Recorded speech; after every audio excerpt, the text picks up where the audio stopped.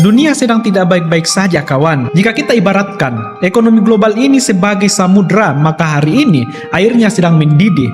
Harga minyak menyentuh lebih $100 per barel. Ekonomi dunia melambat. Dan di dalam negeri, kita melihat potret buram. 26.400 pekerja tekstil kehilangan mata pencaharian hanya dalam 3 bulan pertama tahun 2026. Data BPS pun bicara jujur, ada 7,2 juta orang yang masih terkatung-katung dalam status setengah nganggur. Itulah yang terjadi di negeri ini. Lalu di mana negara? Karl Polanyi dalam bukunya The Great Transformation pernah mengingatkan kita sebuah kebenaran pahit. Pasar itu kalau dibiarkan liar tanpa kendali, ia akan memangsa manusianya sendiri. Polanyi menegaskan bahwa intervensi negara bukanlah sebuah gangguan, melainkan bentuk perlindungan sosial yang sah. Saat pasar berguncang, negara tidak boleh absen. Ia harus hadir sebagai nahkoda yang tidak hanya menentukan arah, tapi juga memastikan tidak ada penumpang yang terlempar keluar dari dek kapal. Melalui keputusan Presiden nomor 10 tahun 2026, kita melihat negara mencoba menarik tuas kendali itu. Ini bukan sekedar urusan administratif.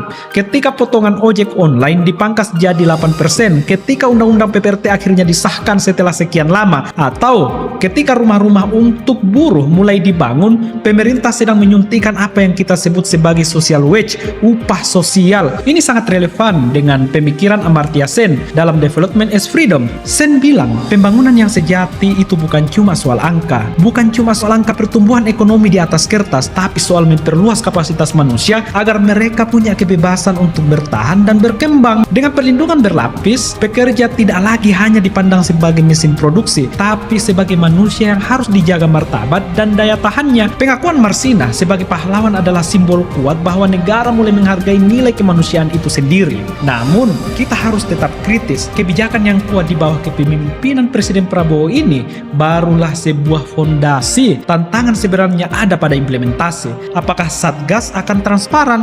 Apakah perlindungan ini menjangkau mereka yang di pelosok? Kita tidak butuh janji yang indah di atas kertas, tapi konsistensi di lapangan. Itu yang kita butuhkan. Tugas kita sekarang adalah memastikan bahwa pelampung ini benar-benar berfungsi, karena di tengah badai global yang nyata ini, satu-satunya hal yang bisa menyelamatkan kita adalah negara yang aktif, berani, dan hadir melindungi rakyatnya.